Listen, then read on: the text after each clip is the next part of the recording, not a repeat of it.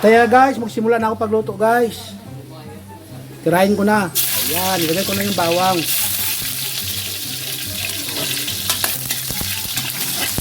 Bawang, ilagay ko na. Siyempre, yung loya, lagay ko na rin. At ang sibuyas, lagay ko na. Sibuyas.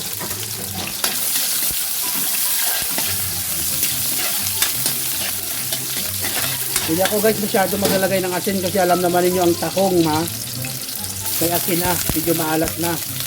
Kaya hindi na muna ako malagay ng konting panimpla. Mamaya isa ko na lang muna ito.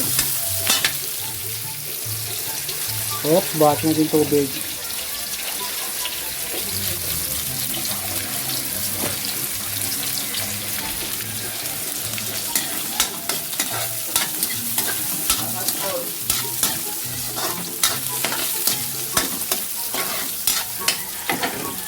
At ayan na guys, ilagay ko na yung ating shell. Yung tahong.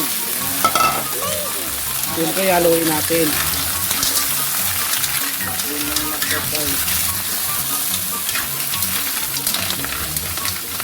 At ito guys, no, yung ating green shell, pinilian ko na yan kasi alam nyo na, minsan may tahong.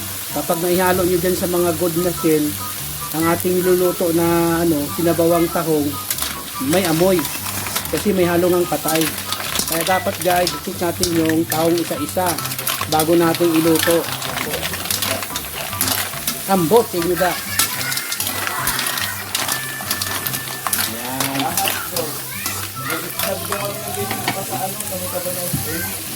Ayan. Siyempre guys, kuha tayo ng asin para matimpla natin ng asin. Yan, kuha tayo ng asin dito. Ayan. Ayan, kuha ko ng kunting asin. Kunti lang ating ilalagay na asin. Ayan, lagyan ko kunting asin.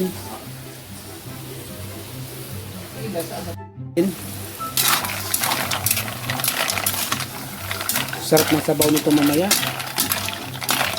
Talagang pagpapawisan ka nito.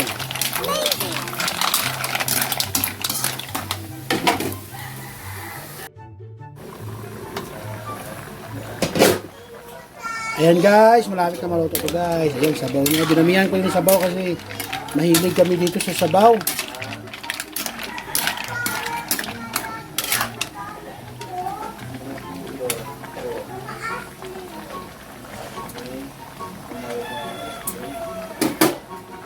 Ilagay ko na yung dahon ng sili.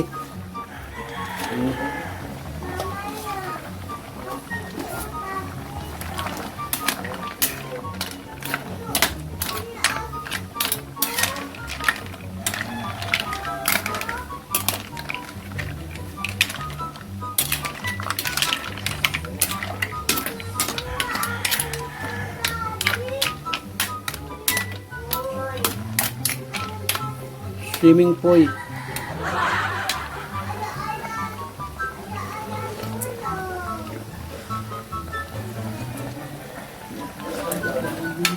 Sarap ng sabaw.